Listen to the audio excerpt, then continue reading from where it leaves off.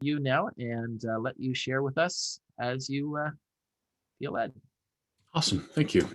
It's funny. I always begin with, I'm so glad to be here, but that's something you kind of say when you're in person. I'm glad to be on the call, I guess. I know some of you, I don't know others. Let me give you a few minutes on me, and then I'll get into today. My name is Brett Ullman. I live in Ajax. I don't know where you're all from. Ajax is about 45 minutes east of Toronto. My background's education. I'm a trained high school teacher, but I taught elementary students in the Melbourne community of Scarborough, if you know that, for most of my career. And I left that, it's got to be 15 years ago now, maybe 16. And this is what I do. Usually with an asterisk, I travel and speak, but it's been a bit more of this Zoom stuff. I actually had 2 in person on the weekend, which was very weird, but really nice to see some of that kind of back. When I left teaching, I did the Aero Leadership Program. I did a master's at Wheaton Grad School in Chicago. And so I speak on issues that I think and I say this gracefully, but I think sometimes we forget to talk about, don't want to talk about. So my 2 largest talks would be this today and my mental health conversation. And then I also speak on media, sexuality, pornography, dating. And I have a new talk called Men Navigating Everything, really looking at how do we as men become better fathers, better husbands, and better boyfriends. I'm going to do what every speaker does and share my screen. Let me just get this up and running. So today I'm getting a chance to do a part of my Parenting Navigating Everything. I think parents are one of sometimes the least resourced people we have in our churches. We suddenly have children. We have no idea kind of what to do. The goal I have in this is to equip you to equip your parents, if that makes sense. And for some of you as parents, it's also to equip you. Now, I have about 35, 40 minutes today. This talk is a lot longer. I have a number of other ways you can see the full presentation. I'll go through all that today. I am married with 2 kids. My wife, Dawn, is a nurse. My daughter, Zoe's at Western, and my son, Ben, I think there's a few Kingston people. Ben will be at Queen's next year. So I have 2 kids in 2 hours in either direction. We tried to not have that happen, but it did. Parenting, first off, how did I even get to this conversation? It was one conversation after a talk about 3.5, 4 years ago. Father came up to me and he said, "Hey, Brett," it was mental health. He said, "Can I ask you a question?" I'm like, "Sure." He said, "How do I talk to my daughter about sex?" Great question. I went to answer and he interrupts me and said, "Oh, wait, by the way, she's 16 and she hates me. Go ahead." And I'm like, "What? What?" And he said, "No, forget about like she hates me. Like, tell me how to talk to her about sex." And I'm like, I said, "Forget about sex. If you don't have a relationship with your kid, you will not be speaking truth into her life on any topic, yet alone sex." And on my drive home, I realized I'm a topical speaker. I have been now. I was speaking even in my 10 years of teaching. I've been speaking 23, 24 years. I have nothing foundational. So I began to read parenting books and I became very overwhelmed. As it says in this quote, there are 75,000 different parenting books. I'm a different speaker. I read probably 120, 130 books on parenting and then kind of created this conversation, which is what I do. Now, the world our kids are growing up in, we as youth workers know this. Many parents don't. The top are actually my children. And when they dealt with things, whether in their lives, with friends, with family, on the bottom are my best friend's kids. And the one that I always kind of showcase is number 2. If you don't know my journey, I had a breakdown 8 years ago, and I still struggle to this day with anxiety, panic attacks, depression, the list goes on. I'm 49. How does a grade 2 deal with that? How does a 15-year-old deal with that? Then we hit like junior high, peer pressure, phone addiction. Then we hit high school, alcohol and drug abuse. And the depressed girl and the adrift boy are generalizations. I fully grasp that. That's kind of quoted by Leonard Sachs, but I kind of agree. But like, are we prepared as parents? Are our kids prepared for the world they're living in? Are we preparing our parents for this conversation? I am putting a video out in the next few weeks designed, it's kind of the idea of 10 ways that you as youth workers can help equip us as parents. And one of the things I have is from a pastor in London, a letter that you can do to kind of begin ministry year, just kind of addressing, what role each of us play, which I think is quite good. So this is what I've usually spoken on, topics. What I want to do today very quickly is to go through, I'm calling these foundations of parenting. Now, the moment I say this, like someone's going to ask, like, do you have a book with the 4 pillars of parenting? It's like, no, I have a new book, but it's not. These are just the things I think are really important. And I think we often were lacking. So what is parenting? If you don't know what it is, how do you do it? Time, communication, and discipline. And across the bottom, it says Christian faith. And I agree, true Christian faith should touch all aspects of our lives. So what is parenting? One of my favorite books says this, and this is Trophy Child. Now, every book I give you today, I have listed on one website at the end. But Ted says, they will not be with me forever, so I prepare them accordingly. Now, when I posted and asked parents, what do they think the goal of parenting is? Preparing my kids was never something people said. They said they want them to be happy and many other things that I kind of questioned, but I really like this. There's weight to it. And then as Christians, of course, we look at what does the Bible say? And here's what George Barna says. If you sought spiritual guidance in parenting, you might have been surprised to discover how little instruction God gives us in this regard. And I've had people write me and say, like, Brett says the Bible says nothing about parenting. And I kind of write them back and go, well, the word parenting is 100 years old. The Bible says nothing about the internet as well. It doesn't mean we can't look at how we engage our faith with more modern conversations. Now, the Bible talks about who we're to be as people.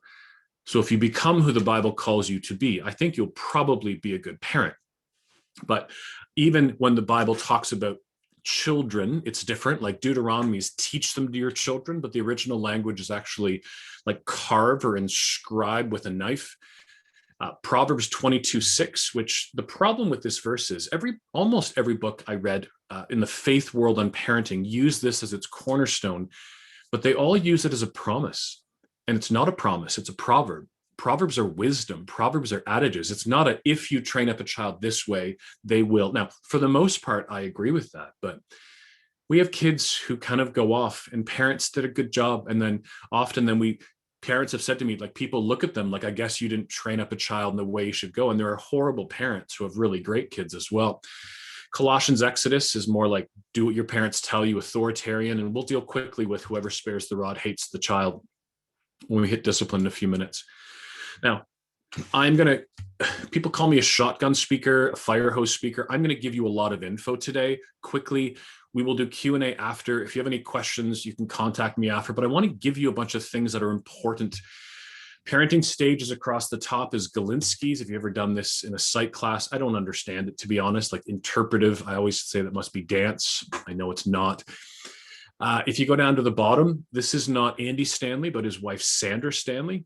Discipline 0 to 6, training 7 to 12, teen years, which should be called the coaching years, and young adult, which should be called the friendship years. And this is where we work as youth ministry. I love the kind of cradle through college conversation, right? It's this kind of paradigm of how we walk through all of these things. And you discipline throughout, you train throughout, you're a coach throughout, and you're a friend throughout. And parenting styles is the conversation of the day. Before I mention a few, Tim Elmore, if you don't know Tim, I would encourage you to Google him and then like everything, all his social stuff. He's quite a great author. He says from this decade, which is the 90s, adults began to believe that our world was less safe than ever, and our kids needed oversight or direction at all times. And it created 4 things. I wonder if you would agree with me. Kids began feeling entitled to special perks because we said that they're special. Kids began to feel unsafe, afraid, and even paranoid because of their parents' behavior. Kids began believing that they were fragile and could not handle adversity. And kids began embracing the narrative that the world is full of evil people who could harm them. Now, there are parenting styles that are helping, and there are parenting styles that are hurting. And so we need to do the ones that are hurting less, if not stop, and the ones that help more. Now, I have a YouTube video on this. I'm going to give you 50 on 3 pages. I'm not going through all of them. We could do this all kind of afternoon. Attachment parenting, the blue are the ones that we talk about the most. The stars are the ones you should do. Attachment parenting is not like co-sleeping and breastfeeding till a kid is 3 or 4. That's kind of Dr. Sears conversation. This is our kids attached to us, and then they go attached to their peers. The problem today is what we call peer attachment, where kids are attaching to each other without that home base. Conscious parenting is about that same conversation. Kids need to be, one of the authors, Tina Bryson, says, seen, safe, and soothed. If they do that, they'll feel secure. I don't like alliteration, but it's true. Helicopter parenting, right? This is all fear-based. We hover over and swoop in. I heard one recently, Black Hawk parenting, the military helicopter. Parents swoop in, blow everything up, and then fly away, which is probably something we've seen. Of course, Christian spiritual parenting, over-parenting and fear-based. That probably is the entire conversation we could have today. Adler in Parenting is Allison Schaefer, someone else I would encourage you to follow, especially on Facebook. She does these Facebook Lives on an ongoing thing. If you don't know her, she's the resident parenting expert on Global and a few other things. And my few favorite here at the bottom, Velcro Parenting, parents who cannot separate from their kids. We see this kind of at university, college. Switchboard parenting, everything goes through the parent, like the old phone things. Humpty Dumpty parenting is big in the church world. Parents are so worried their kids will fall off and be broken, and they'll never be able to be put back together again. So, I mean, the truth is anyone confused? Like, we as people who work in this environment, you're like, what on earth am I supposed to do? Picture being a parent. There were only 4 parenting styles. Everything I just said can be plotted on this as a graph with support and warmth on one axis and control and demand in the other. Now, control and demand, we call this structure. You can call it, it's not just like negative, like authoritative is what we're to be. We're to love our kids and ask a lot of my kids. My wife's in home care management as a nurse, and if it wasn't COVID, she'd be out a couple days a week doing the home visits. And if I'm traveling to speak with you and my wife is out, I would say to my kids, I want the dog walked, I want dishes put away. Like, I ask a lot, but I also love my kids and support them as well. The problem is to have authoritative parenting requires authority.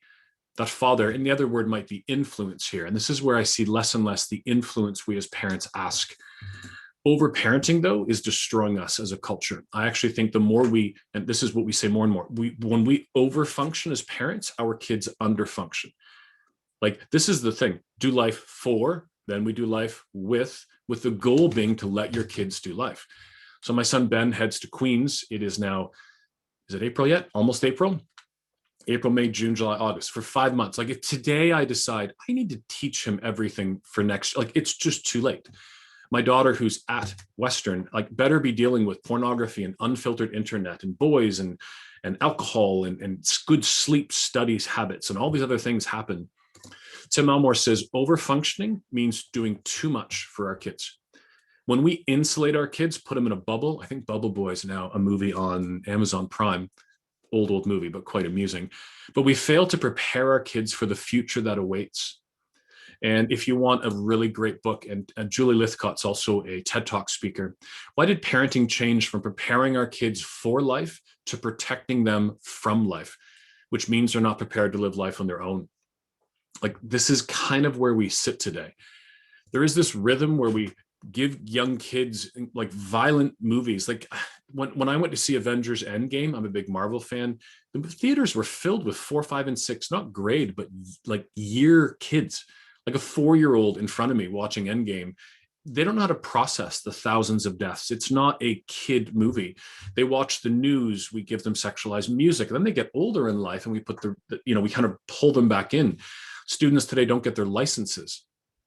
In my day, everyone just got their license. Today, the parents' fear becomes the kids' fear.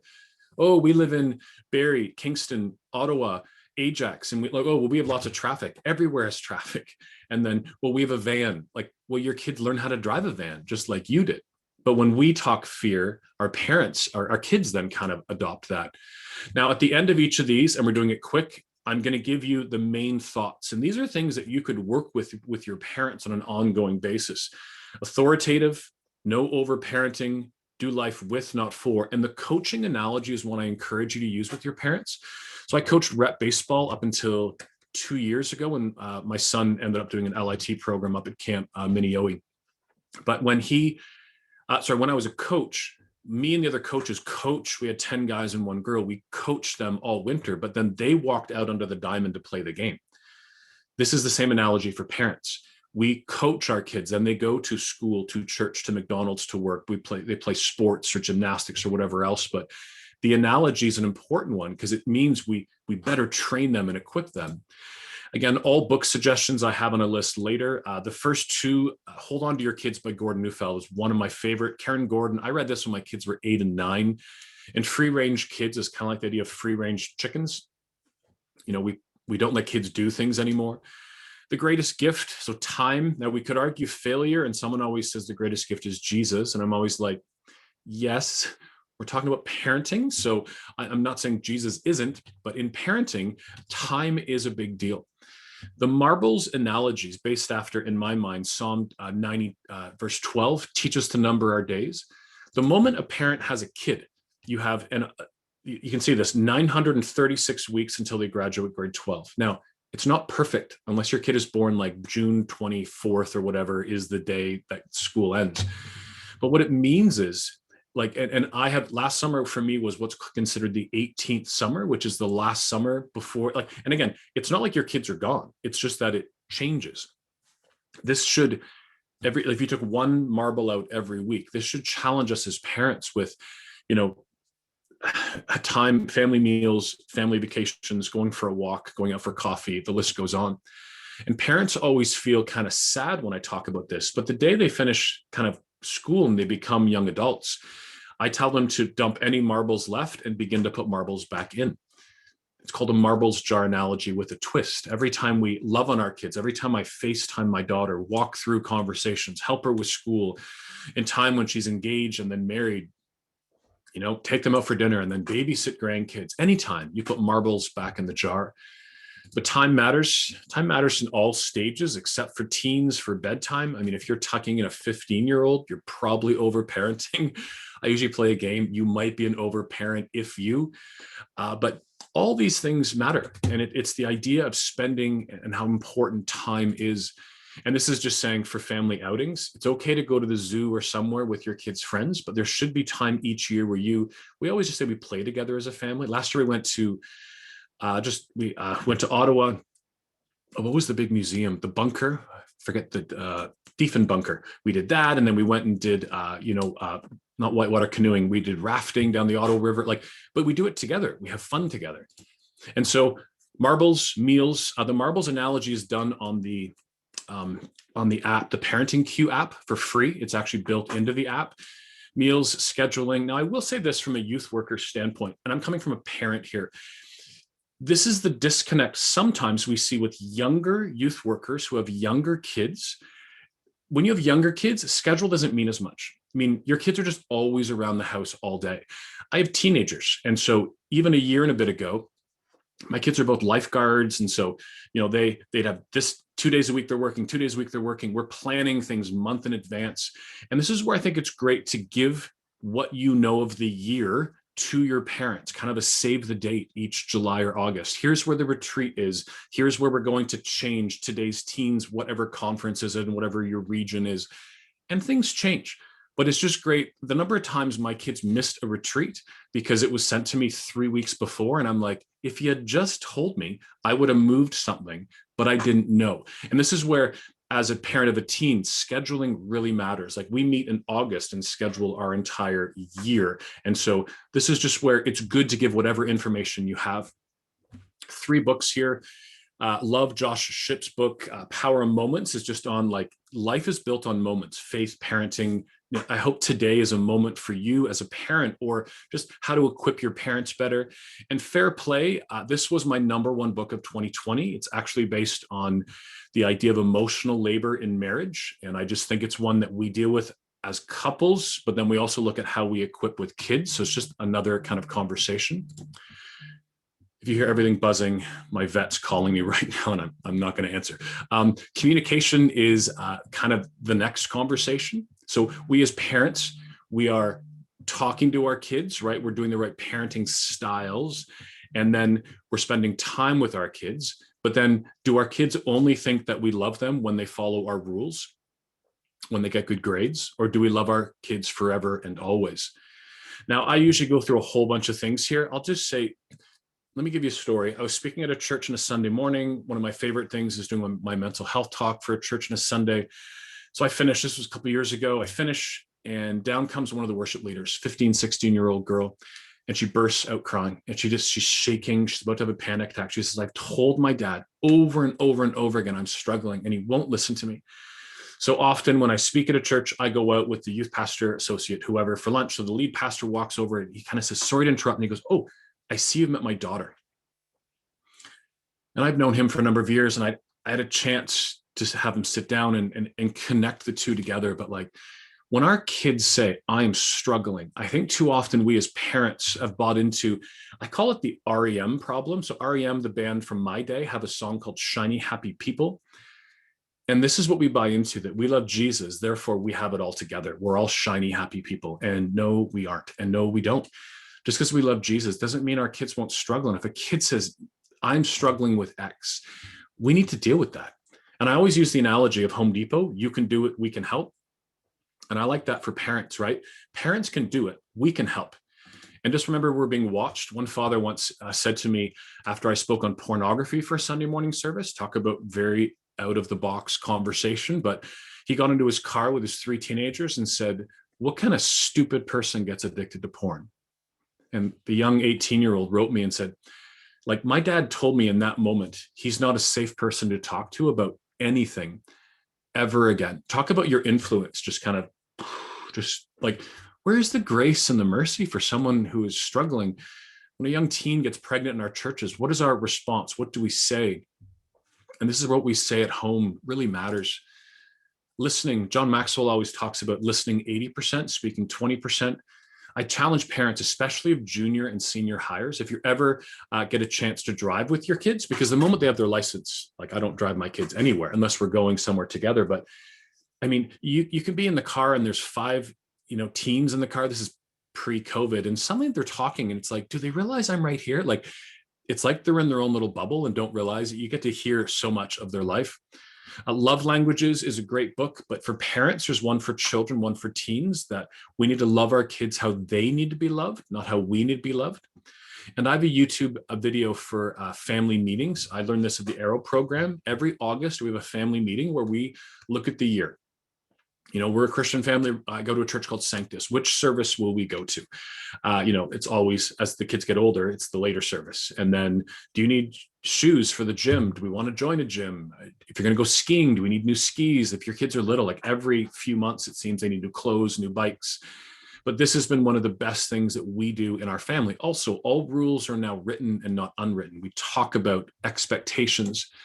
And a few new books here. Adam Prince's He's Not Lazy. And there's a great one I read recently called Untangled. And it's I forget her name. It's actually in my list of books that I posted, but there's one for guys and one for girls. And quickly, I forget time. Joey, what time was I supposed to be done? 12:40? Okay. Yep, so I get a bit more. Discipline. Now, this is the biggest one that I think, and I put forth, we do incorrectly in our church world. We consider discipline as punishment, and discipline, I think, should be teaching. Ron Morish, who, if you've ever worked in schools, he travels and to the school boards. He says discipline is about teaching children to behave properly, not punishing them for behaving badly. It's the idea of teaching them how to behave, how to work, how to live, how to interact, how to play at school properly. So quickly, we need a relationship for influence. And this is one thing parents must understand. If you don't have a relationship, you probably won't influence. And parents can't just say, like, if I said to my son, my daughter's away. So if I said to my son, like, you live in my house, you'll follow my, like, I'm just destroying relationship there. That's the idea of positional influence versus relational influence. If any of you use the Orange curriculum, this is the Just the Phase book. Positional influence is what you begin with as a parent when you have a baby. You have it and it decreases to nothing. Relational influence begins at nothing, and it's what grows. This is why every time my kid comes in the room, if I'm on a computer other than doing a Zoom call, I will actually stop what I'm doing, put my phone down, and talk. Right? This is the things we do to build our relationships. We have family dinners, we talk, we ask questions, we do things. Number 2, clear, agreed on expectations and consequences. I'm at a talk, and I put this slide up. I'm at a talk I always say a number of months ago, and I realized it's at least pre-COVID, so we're like 13 months ago. Father says to me, oh, I grounded my kid because they came home late for curfew. Curfew is a great conversation for teens. I'm like, what's his curfew? And he said, oh, he doesn't have one. And I'm like, what? He goes, So I said, sorry, he grounded him because he was late for his curfew. Yes. What was his curfew? He doesn't have one. So how should he have known what time to come home? The dad says he just should have known. And it's like, what on earth how does that, it doesn't make any, that's the wild field boundary here that Karen Gordon talks about. So stone walls, rules are rigid with no flexibility. Parents make them, kids follow them. Wild field, they're just vague. What we're to be is picket fence boundaries. Rules are clear, flexible, but negotiated. It was the summer of my son's grade 8 year. Perfect. Like, remember those August nights, which I look forward to? And he said, can I stay out late? And so late at that point was like 10 o'clock. And we're like, okay, 10:15, he comes in and I'm already, what is it with us as adults? I'm angry. Like, I'm already ready to point at him and yell at him. And he says, I know I'm late. Let me tell you why. They all kind of, I think he used the word dispersed, which I was really proud of. And they all started coming home, and it was him and a girl left. And she said, it's dark. Do you mind walking me home? So he said, I either told her, no, my dad says I got to be home at 10, or I walked her home. And he said, I knew that you'd understand. Like, it's a flexible. And so he did the right thing and then came home. And I almost yelled at him. I almost hurt my influence or authority with my kid by doing what? By yelling at him because he walked someone home who wanted to be walked home at nighttime. This is a really kind of great construct. And it's important for parents to realize that it's the job of every kid to tear down their parents' fences and build their own. Like, parents need to know this. Like, we want our kids to love Jesus because they love Jesus, not because we love Jesus. I want my kids to, come home in good time and get good night's sleeps because they know that it's good to be rested. We actually in grade 10 stopped curfews in our house. Now, talk a little out of the box, but if our job was, and I was writing a book on this at the time, so if my job was this progression of parenting and my kids had to know by university age, college age, that they knew what time to come home and why it's important, when do you start that? And so they would say, what time should I be home tonight? And we'd say, what time do you want to be home? And they would say like 1, 2, like it didn't really matter. The point was to let them begin while they're around us and we can see them in the morning. And my daughter came home once at like 2:30, and the next day she's like, I'm exhausted. I got to get more sleep. And it's like, this is learning, right? This is them learning before they're all out on their own. And the last one is the punishment, and it should be like versus training. And this is where I think we get it wrong. Even I follow a few Facebook groups. I follow groups I like and don't like because I want to see some of the comments in it. And on one of them, someone talked about discipline, and every single person talked about punishment, groundings, and people kept throwing out spare the rod, like hit your kid. Not one person talked about teaching. If your kid comes home late, how do you teach them to come home early? Like, are we really expecting that a 17-year-old at 10 o'clock with 10 friends in a house, I know it shouldn't happen right now, but you know what I mean? Like, they're going to suddenly want to come home. Like, normal circadian rhythm, my son goes to bed at 1 o'clock and wakes up at 11 o'clock. I'm 49. At 10 o'clock, I'm yawning and heading upstairs to bed. There's nothing wrong with that. But I'm just saying, have we taught our kids why? Like, is their phone going to ding and say you should come home? Is there teaching in it?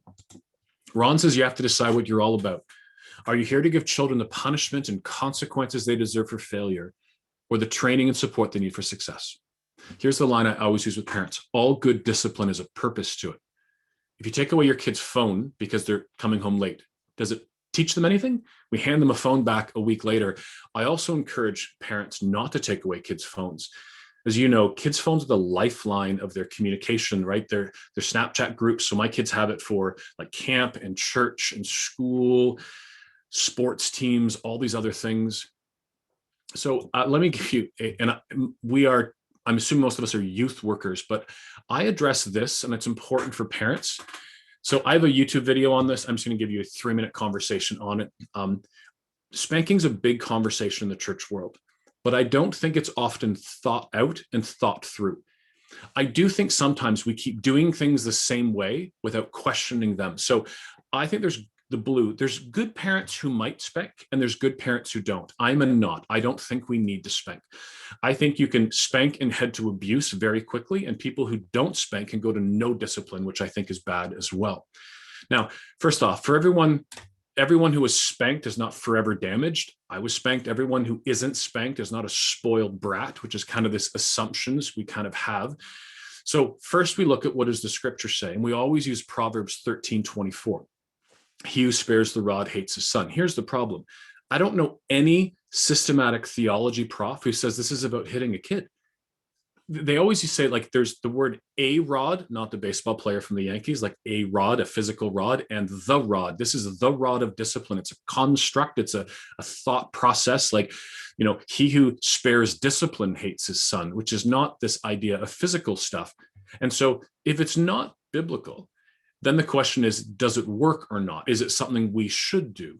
It was 2 years ago, 1,000 pediatricians wrote a kind of open letter saying, we don't think spanking works. We actually say this, it might work in the moment, but it doesn't work overall. And it might actually hurt your relationships with your kids. And so there's many other things we do. Natural consequences. You can do timeouts. Groundings to me are kind of an end game of things, but I just think we should challenge this. And research says that whether a kid gets a punitive spanking or not is hardly ever determined by the child's behavior. It's always determined by how the adult's day went. And that's why kids don't get spankings at 8 a.m. They get them at 8 p.m. When an adult who is tired, frustrated, and exasperated starts to hit a kid, it shouldn't be about us. I think we need to challenge things that aren't working. I say the same in my mental health talk. I have a thing, 10 ways to make sure your church is a safe space for those of us with mental health. But we can't even change simple language sometimes that includes people with mental health in our church world. It's okay to go, maybe that wasn't the best way to do things. Let's look at how we can do it better. Because the goal with this is success. So discipline is about teaching. It's about having influence. How can we as youth workers start? And this is where it's not just like a kid comes in and a parent in grade 9. How do we work right with our children's pastors that they create great relationships? It's Frederick Douglass, the abolitionist, who once said, it's easier to build strong children than to repair broken men. And I would add, and women. But that's why the more we work together as a team of like family ministry, next gen, call it whatever you want, how important that is. Picket fence, and then punishment versus teaching. And I have a few different books here. Explosive Child by Ross Greene, probably one of the best Dobson used to call it strong-willed children. But what I love about this book is it's this: if a kid is acting out, it's because they don't have the skills. They don't have the skills to know what to do. So how do we equip and teach them with the proper skills? Honey, I Wrecked the Kids, Allison Schaefer, Parent on Purpose, Grace-Based. In the bottom right is anything by Henry Cloud and John Townsend are just my favorite books. So this to me is foundations. And it's something I don't often hear in the church. Even recently, I have a few churches wanting to book me, and they're talking about speaking on parenting. And I'm like, I'm not talking about bringing faith back. How do we have our kids love Jesus? Of course, that's important, but we're talking about basic parenting structures. When you have a kid as a parent, you're usually given a book, What to Expect When You're Expecting. I'm assuming if any of you have kids, that's kind of a norm. Then you have a kid. We had midwives 4 hours after my daughter was born. We're in our house, and my wife and I looking at each other going, what do we do now? Like, there is no kind of the next steps for this. I'm going to assume you all know these. In case you're not, these are 5 things that I think are really important. There is a pastor, Kevin in Markham, who has a Facebook group for his church Cornerstone, and I really like it. He just posts these kinds of things for parents. If a parent wants it, they can take it. If they don't want to go through it, they don't have to. But just on an ongoing basis, resourcing parents. Whether it's through a MailChimp and through online and through social media, Parent Q is phenomenal. It's also a podcast. Growing Leaders is Tim Elmore, great content. CPYU, Center for Parent and Youth Understanding.org. This is Walt Mueller, probably my favorite site, even for me, learning and seeing what's going on. Now, they have a parents page. What's it called? Maybe it's just parents page. But if you buy this, it's $60 a year. Every month, they give you a PDF that you can send to your parents for free, all of them. Like, it's the easiest $60 you'll spend in a year. Again, just giving your parents content for things. Plugged in, I actually more these days would use Common Sense Media. I think it's just a better look at culture.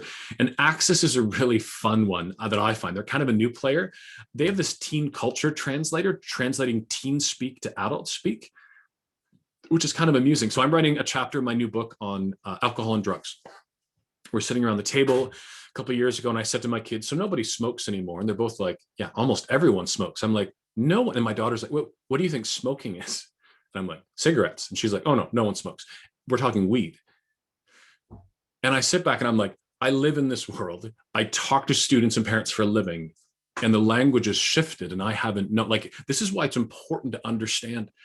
So my website is my name. It's just brettallman.com. I always kind of say, the Social Dilemma movie on Netflix, the way to combat this is to use social media. So if I was in a talk like today and you're like, I don't know Tim Elmore, I don't know Allison Schaefer, you might be, I don't know Brett Ullman. I go to people's sites and I like them on everything. Because when I finish this today and I go downstairs, I'll open my iPad. And if I go on social media, I don't want people's dinners and dogs. I have an English bulldog. I do like English bulldog photos, but I want content. I want thought people. I want pastors, leaders. I want authors. Like, I want content on the stuff that we all kind of walk through. My website is actually a landing place. I have 1,000 articles, blogs. I just take content and push it out to you. It's not often just mine. I do have a YouTube channel, and I do roughly a video. I've taken a few months off. I'm just a bit burned out from doing them, but I usually do one video a week. And what's funny is on the bottom is Masturbation is Sin is my most watched video. It's like 105,000 views, which is staggering. Across the top, how to have a better relationship with your phones, which I think is one of the most important conversations of the day. Look at some of them, 117 views. Like, don't think bad content, good content. I think it's things we just sometimes don't want to address. I got accepted recently to the Amazon influencer program. I don't like that term. I think it's because I broke 5,000 followers on YouTube. It's why I got accepted. But here's what it means. Every book I promote on every single topic that I speak on is in one place. And you can go there and click on mental health, pornography, habits or change, or other things. And I'm a big habits guy in the last year. We want kids to do good habits for mental health, exercise, sleep, diet. We want people to read their scriptures and do things, but it's the structures that we create, the systems that we have where we fall apart. Now, I say to parents and I say to you, these are very overwhelming conversations. And so there's a few ways I try to help. My website, my YouTube channel. I do have this talk. If your church has Right Now Media, it's on there. It's a 6-part video series that your parents could walk through.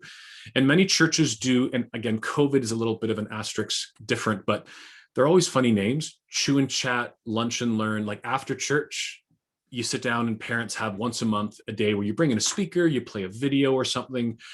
And then I do have a new book, and this is not a normal book.